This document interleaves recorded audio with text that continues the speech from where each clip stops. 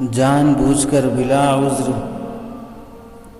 بغیر عذر شرعی کے روزہ چھوڑ دینا شریعت میں بہت بڑا گناہ ہے، گناہ کبیرہ شمار کیا گیا ہے۔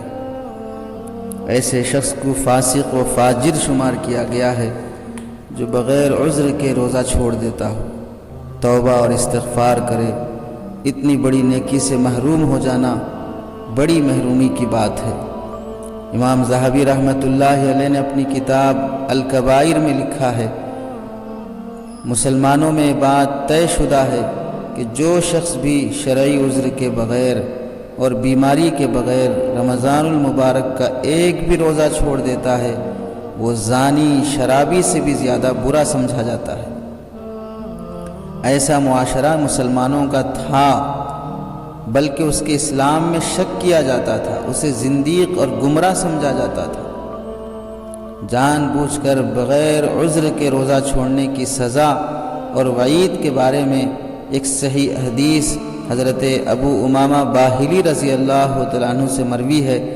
فرماتے ہیں میں نے رسول اللہ صلی اللہ علیہ وسلم کو یہ فرماتے ہوئے سنا کہ آپ صلی اللہ علیہ وسلم نے ارشاد فرمایا، میں سویا ہوا تھا، میرے پاس دو آدمی آئے، میرے بازو پکڑ کر مجھے سخت اور دشوار گزار پہاڑ کے پاس لے گئے، کہنے لگے اس پر چڑھیے۔ میں نے انہیں کہا مجھ میں اس پر چڑھنے کی طاقت نہیں ہے۔ وہ دونوں کہنے لگے ہم آپ کے لیے اسے آسان کر دیں گے۔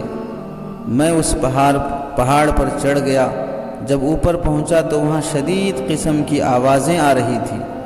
میں نے پوچھا یہ آوازیں کیسی ہیں؟ وہ کہنے لگے یہ جہنمیوں کی آہ و بکا ہے، ان کا رونا چلانا ہے۔ پھر مجھے آگے لے گئے جہاں پر کچھ لوگ کونچوں کے بل لٹک رہے تھے اور ان کی بانچھیں کٹی ہوئی تھیں اور ان کی بانچھوں سے خون بہہ رہا تھا۔ میں نے کہا یہ کون لوگ ہیں؟ کہنے لگے یہ وہ لوگ ہیں جو روزہ رکھتے ہیں اور افطاری سے پہلے، افطار کا وقت ہونے سے پہلے اپنے روزے کا افطار کر لیتے ہیں۔ افطار کا وقت ہونے سے پہلے هؤلاء الذين يفطرون قبل تحلة صومهم أي يفطرون قبل أن يحل الفطر لهم بغروب الشمس۔ سنن نسائی کی حدیث ہے، حدیث نمبر 3273۔ اسی طرح صحیح ابن خزیمہ میں یہ حدیث نقل کی گئی ہے۔ علامہ البانی نے اس حدیث کو صحیح قرار دیا ہے۔ علامہ ذہبی نے الکبائر صفحہ نمبر 64 پہ اس حدیث کو نقل کیا ہے۔ اس حدیث کے تحت میں علماء نے لکھا ہے یہ اس شخص کی سزا ہے جو روزہ رکھنے کے بعد وقت سے پہلے جان بوجھ کر افطاری کر لیتا ہو۔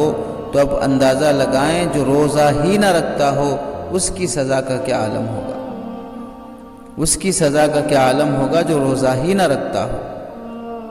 اس لیے بلا عذر کے روزہ نہ چھوڑا جائے۔